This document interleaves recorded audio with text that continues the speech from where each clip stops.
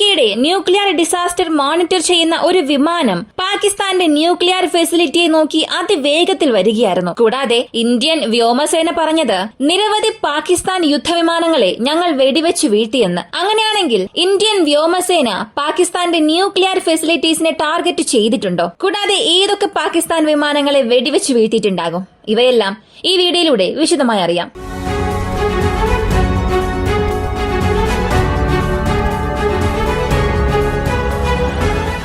ആദ്യത്തെ കാര്യം, മെയ് മാസം 10 2025 US department of energy DOE aircraft registration number N111S eject and H code 803192.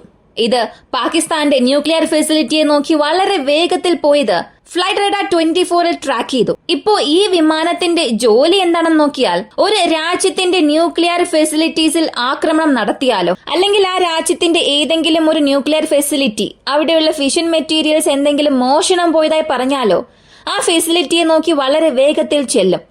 അവിടെ യഥാർത്ഥത്തിൽ ഇങ്ങനെ ഒരു സംഭവം നടന്നിട്ടുണ്ടോ ഇല്ലയോ എന്നുള്ളത് US ഡിപ്പാർട്ട്മെന്റ് ഓഫ് ഡിഫൻസിനോ അല്ലെങ്കിൽ അമേരിക്കൻ പ്രസിഡന്റിനോ ഒരു അറിയിപ്പ് നൽകുന്നതാണ് ഈ വിമാനത്തിന്റെ ഒരു ജോലി. ഈ വിമാനം ഒരു സാധാരണ വിമാനമായി നിങ്ങൾക്ക് തോന്നാം.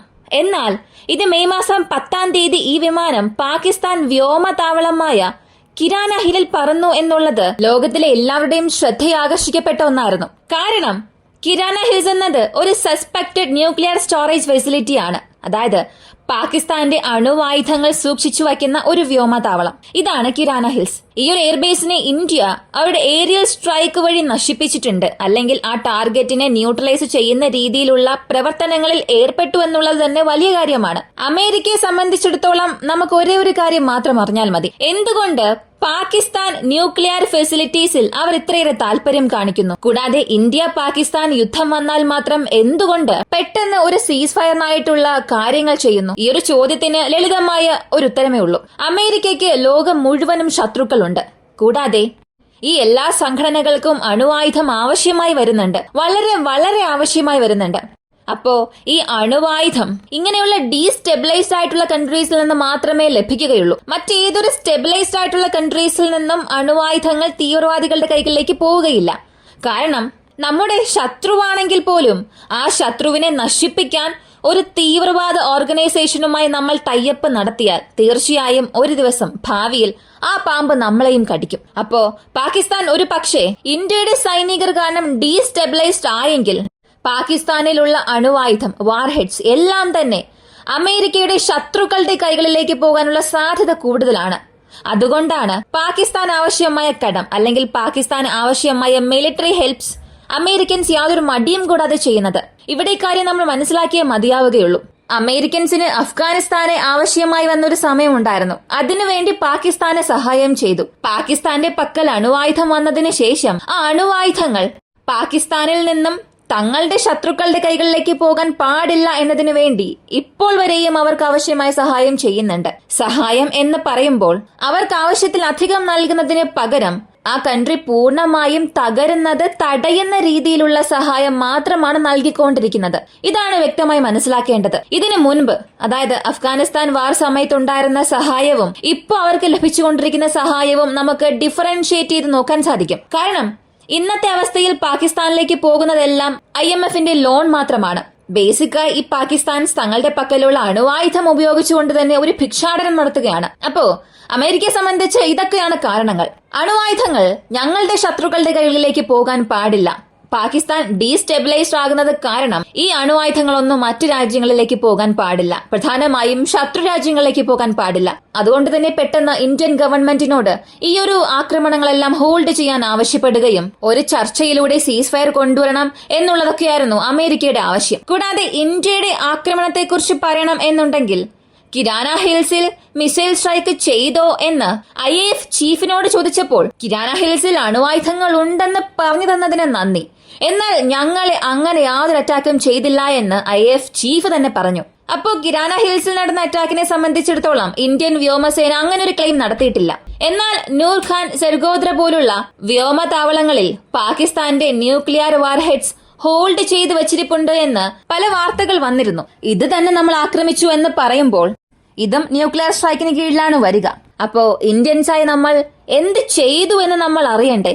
പാകിസ്ഥാൻസിന്റെ അണുവായുധങ്ങൾ സ്റ്റോർ ചെയ്തു വച്ചിരിക്കുന്ന ഫെസിലിറ്റീസിൽ നമ്മൾ പ്രിയംറ്റീവായി ഒരു സ്ട്രൈക്ക് നടത്തി. ഈ ഒരു ആക്രമണം അവിടെ പൂർണ്ണമായും നശിപ്പിക്കുന്ന രീതിയിലല്ല, എന്നാൽ അവർക്ക് വ്യക്തമായ ഒരു മെസ്സേജ് നമ്മൾ നൽകി. കോൺഫ്ലിക്റ്റ് എന്ന ഒരു കാര്യം വന്നാൽ നിങ്ങളുടെ ന്യൂക്ലിയർ ക്യാപ്പബിലിറ്റി ആദ്യം നശിപ്പിക്കും, അതിനുശേഷം മാത്രമേ നിങ്ങളുടെ കൺട്രിക്കുള്ളിലേക്ക് ഞങ്ങൾ വരികയുള്ളൂ എന്ന ഒരു മെസ്സേജാണ്, ഒരു സ്റ്റാൻഡായിരുന്നു ഇത്. ന്യൂക്ലിയർ ഫെസിലിറ്റീസിൽ സ്ട്രൈക്ക് ചെയ്യുന്നതിനെ സംബന്ധിച്ചിടത്തോളം 100% അതിലുള്ള എല്ലാ വാർഹെഡ്സിനെയും നമുക്ക് നശിപ്പിക്കാൻ സാധിക്കില്ല. ആ വാർഹെഡ് എടുത്തുകൊണ്ടു പോകുന്ന ICBMs കൂടാതെ ഫൈറ്റർ ജെറ്റ്സ് ഇവയെ മാത്രമേ നമുക്ക് 100% ലക്ഷ്യം വയ്ക്കാൻ സാധിക്കുകയുള്ളൂ. അപ്പോ വാർഹെഡ്സ് അകത്തുള്ളത് അത് അങ്ങനെ ഉണ്ടാകും. നമ്മൾ ആ രാജ്യത്തിനെതിരെ ഒരു യുദ്ധം തൊടുത്തുവിടുകയാണ്. ആ രാജ്യം പൂർണ്ണമായും തകർന്നു എന്നുണ്ടെങ്കിൽ അവിടെയുള്ള വാർഹെഡ്സ് അവിടെയുള്ള സൈനിക മേധാവികൾ എടുക്കും. അതിന് അവർ ചെയ്യുന്നത് ആരാണോ കൂടുതൽ വില നൽകുന്നത് അവർക്ക് വിൽക്കും. കൂടാതെ ഈ പാകിസ്ഥാൻ കാരണം ഈ യൂറോപ്യൻ യൂണിയനും അമേരിക്കയ്ക്കും എല്ലാ വെസ്റ്റേൺ കൺട്രീസിനും ഒരു പ്രശ്നമായി മാറും എന്നുള്ളത് കൊണ്ടാണ് ഇന്നുവരെയും ഈ പാകിസ്ഥാൻ ഇന്ത്യ കോൺഫ്ലിക്റ്റ് അവർ വളരെ സീരിയസ് ആയി നോക്കിക്കാണുന്നത്. കൂടാതെ IAFന്റെ ഈ സ്ട്രൈക്കിനെ സംബന്ധിച്ചിടത്തോളം ഇതിനകം പറഞ്ഞതുപോലെ കിരാന ഹിൽസിൽ അങ്ങനെ ഒരു ആക്രമണം നടത്തിയിട്ടില്ല. അതുകൂടാതെ നൂർഖാൻ, സെർഗോദ്ര പോലുള്ള suspected Pakistan nuclear warhead storage ഫെസിലിറ്റീസിൽ ആക്രമണം നടന്നിട്ടുണ്ട്. അപ്പോ ഇത് വ്യക്തമായ ഒരു കാര്യം നമുക്ക് കാണിച്ചു തരുന്നുണ്ട്. ഇന്ത്യക്കാരായ നമ്മൾ പാകിസ്ഥാനെ ആക്രമിക്കുക മാത്രം അല്ല, പാകിസ്ഥാൻസിന്റെ ന്യൂക്ലിയർ ഫെസിലിറ്റീസിനെയും ആക്രമിക്കാൻ സാധിക്കും. അതും യാതൊരു റിട്ടാലിയേഷനും കൂടാതെ നമുക്ക് അതിനെ നശിപ്പിക്കാൻ കഴിയും എന്ന് നമ്മൾ പ്രൂവ് ചെയ്തു. കൂടാതെ മറ്റൊരു ഭാഗത്ത് പാകിസ്ഥാൻസിന്റെ പല വിമാനങ്ങളെയും ഇന്ത്യൻ വ്യോമസേന വെടിവെച്ച് വീഴ്ത്തിയെന്ന റിപ്പോർട്ട്സ് വരുന്നുണ്ട്. ഇതിനെ സംബന്ധിച്ചിടത്തോളം 40NCC എന്ന S-400 ഉള്ളതിൽ വെച്ച് ഏറ്റവും ദൂരം പോകാൻ കഴിയുന്ന ഇന്റർസെപ്റ്റർ ആണ്. 400 കിലോമീറ്റർ പോകും. ഈ 40NCCയുടെ ഡബ്രീസ് പാകിസ്ഥാൻ ടെറിട്ടറിക്ക് ഉള്ളിൽ നിന്ന് തന്നെ എടുത്തിട്ടുണ്ട്. ഇത് നമ്മൾ മുൻപ് ചെയ്ത ഒരു ഭാഗത്തിൽ പറഞ്ഞിരുന്നു. 40NCC ഉപയോഗിച്ചിട്ടുണ്ടെങ്കിൽ ഏതോ ഒന്നിനെ നമ്മൾ വെടിവെച്ച് വീഴ്ത്തിയിട്ടുണ്ട്. അത് എന്താണെന്നുള്ളത് കൃത്യമായി നമുക്കറിയില്ല. ഇന്ത്യൻ വ്യോമസേനയ്ക്ക് മാത്രമേ കൃത്യമായ മറുപടി നൽകാനും കഴിയൂ. എന്തായാലും 2 JF-17 കൂടാതെ ഒരു F-16 വിമാനം ഈ S-400 കാരണം മാത്രം വെടിവെച്ച് വീഴ്ത്തിയിട്ടുണ്ടാകാം, അല്ലെങ്കിൽ S-400ന്റെ സഹായത്തോടു കൂടി വെടിവെച്ച് വീഴ്ത്തിയിട്ടുണ്ടാകാം എന്നും പറയുന്നു. കൂടാതെ ഈ പാകിസ്ഥാൻ ഇന്ത്യൻ കോൺഫ്ലിക്റ്റിൽ കഴിഞ്ഞ 3 ദിവസമായി സംഭവിക്കുന്നത് ഇന്ത്യൻ എയർ സ്പേസിലും പാകിസ്ഥാൻ എയർ സ്പേസിലും പൂർണ്ണമായും ഏകദേശം 150 മുതൽ 200 വിമാനങ്ങൾ സ്റ്റാൻഡ് ഓഫിൽ നിൽക്കുകയാണ്. സ്റ്റാൻഡ് ഓഫ് എന്ന് പറയുമ്പോൾ ബോർഡർ സ്റ്റാൻഡ് ഓഫ്, ഈ ലാൻഡ് സ്റ്റാൻഡ് ഓഫ് ഒക്കെ നോക്കുകയാണെങ്കിൽ അവിടെ ടാങ്കുകൾ കൊണ്ടുവന്ന് നിർത്തും, ആർട്ടിലറീസിനെ കൊണ്ടു നിർത്തും, ആർട്ടിലറീസ് ഉപയോഗിച്ച് ചില സമയം ഷെല്ലിംഗ് നടത്തും. നമ്മൾ അവരുടെ ബോർഡറിനുള്ളിൽ കടക്കാതെ അവരും നമ്മുടെ ബോർഡറിനുള്ളിലേക്ക് വരാതെ ഷെല്ലിംഗ് പരസ്പരം നടത്തും. അതുപോലെ തന്നെയാണ് ആകാശത്തിലും ഇപ്പോൾ സംഭവിച്ചിരിക്കുന്നത്.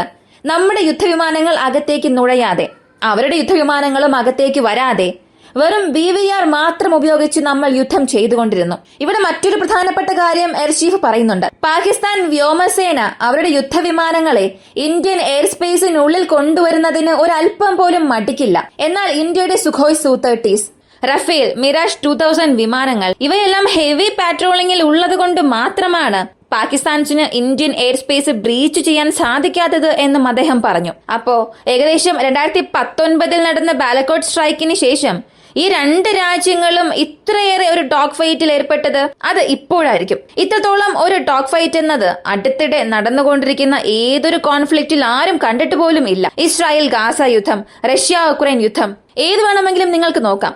ഉക്രൈൻകാരുടെ പക്കൽ അങ്ങനെ ഒരുപാട് യുദ്ധവിമാനങ്ങളൊന്നും ഇല്ല. റഷ്യൻസിന്റെ പക്കൽ ഉണ്ട്, ഉക്രൈന്റെ പക്കൽ ഇല്ല എന്നൊരു സാഹചര്യത്തിൽ അടുത്തിടെ നടന്ന കോൺഫ്ലിക്റ്റിൽ വെച്ച് വളരെ ബിഗ്ഗസ്റ്റ് ഏരിയൽ ബാറ്റിൽ സംഭവിച്ചത് കഴിഞ്ഞ 3 ദിവസമായി ഇന്ത്യ പാകിസ്ഥാനിലായിരുന്നു. പക്ഷേ വളരെ നിശബ്ദമായി നടന്നു. ഇതിനെക്കുറിച്ചുള്ള വളരെ വിശദമായ റിപ്പോർട്ട്സ് 2 വർഷത്തൊന്നും ലഭിച്ചിട്ടില്ല. ഫോട്ടോഗ്രാഫിക് എവിഡൻസ് അല്ലെങ്കിൽ ഡെബ്രിസ് ക്യാപ്ചർ ചെയ്ത എവിഡൻസ് ഒന്നും നൽകിയിട്ടില്ല. പാകിസ്ഥാൻ റഫേലിനെ വെടിവെച്ച് വീഴ്ത്തി, മറ്റു പലതിനെയും വെടിവെച്ച് വീഴ്ത്തി എന്നൊക്കെ പറയുന്നുണ്ട്. അതിന്റെ പ്രോപ്പറായ ഫോട്ടോ എവിഡൻസ് അല്ലെങ്കിൽ അതിന്റെ കൃത്യമായ ഡെബ്രിസിന്റെ ഫുട്ടേജ് ഒന്നും തന്നെ അവരെ കൊണ്ട് നൽകാനും സാധിച്ചില്ല. വെറും PPD മാത്രമാണ് നൽകുന്നത്. മറുവശത്ത് ഇന്ത്യൻ വ്യോമസേനയിൽ നിന്നും നമ്മൾ പറഞ്ഞിരിക്കുന്നത് പല പാകിസ്ഥാൻ വിമാനങ്ങളെയും വെടിവെച്ച് വീഴ്ത്തിയിട്ടുണ്ട്.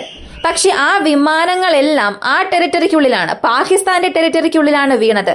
അതുകൊണ്ട് അതിന്റെ അവശിഷ്ടങ്ങളൊന്നും ഞങ്ങളെ കൊണ്ട് എടുക്കാൻ സാധിച്ചില്ല എന്നും നമ്മൾ പറയുന്നു. അപ്പോ ഇന്ത്യയുടെ ഒഫീഷ്യൽ പ്രസ് ബ്രീഫിംഗിൽ നിന്നും ഇത്രയേറെ JF-17 വെടിവെച്ച് വീഴ്ത്തി, ഇത്ര F-16 വെടിവെച്ച് വീഴ്ത്തി എന്ന രീതിയിലുള്ള യാതൊരു കണക്കും വന്നിട്ടില്ല. പൂർണ്ണമായും ഇത്ര വിമാനങ്ങളെ ഞങ്ങൾ വെടിവെച്ച് വീഴ്ത്തി എന്ന രീതിയിലാണ് പറഞ്ഞിരിക്കുന്നത്. കൂടാതെ ഇന്ത്യൻ വ്യോമസേനയ്ക്ക് ഇപ്പോഴുള്ള സ്ക്വാഡ്രൺ സ്ട്രെങ്ത് വളരെ കുറവാണ്.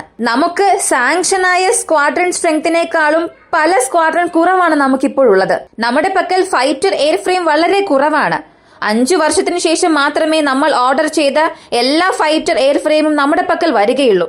ഇത്രത്തോളം നമ്മൾ വീക്കായ സാഹചര്യത്തിൽ പോലും പാകിസ്ഥാൻസിന്റെ ഒരു യുദ്ധവിമാനത്തെ പോലും ഇന്ത്യൻ എയർ സ്പേസിൽ നുഴയാൻ അനുവദിച്ചില്ല എന്നുള്ളത് തന്നെ നമുക്ക് വലിയൊരു വിജയമാണ്.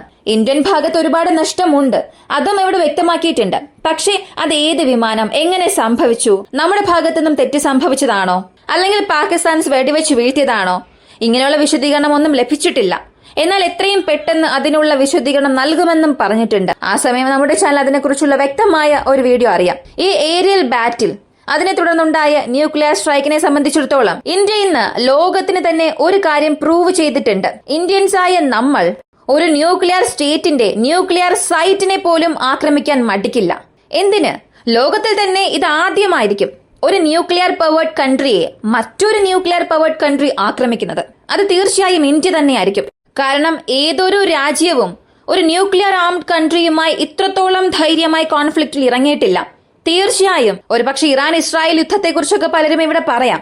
പക്ഷെ ഇസ്രായേലിന്റെ പക്കലുള്ള അണുവായുധങ്ങൾ 100% ഇതുവരെ ഉറപ്പുവരുത്തിയിട്ടില്ല. അതിൽ ഒരുപാട് സംശയമുണ്ട്. ഉണ്ടെന്നും പറയുന്നുണ്ട്, ഇല്ല എന്നും പറയുന്നുണ്ട്. പക്ഷെ കൺഫേംഡ് ന്യൂക്ലിയർ സ്റ്റേറ്റായ പാകിസ്ഥാന് എതിരെ ആദ്യമായി സ്ട്രൈക്ക് ചെയ്ത ഒരു ന്യൂക്ലിയർ പവേർഡ് കൺട്രി ഇന്ത്യയായി നമ്മൾ തന്നെയാണ്. ഈ ഒരു വീഡിയോയെ കുറിച്ചുള്ള നിങ്ങളുടെ അഭിപ്രായം കമന്റിൽ പറയുക. കൂടുതൽ അപ്ഡേറ്റ്സ് അറിയാനായി വോയിസ് ഊഹിക്കുക എന്ന നമ്മുടെ ചാനൽ സബ്സ്ക്രൈബ് ചെയ്യുക. മറ്റൊരു വീഡിയോയുമായി വീണ്ടും കാണാം.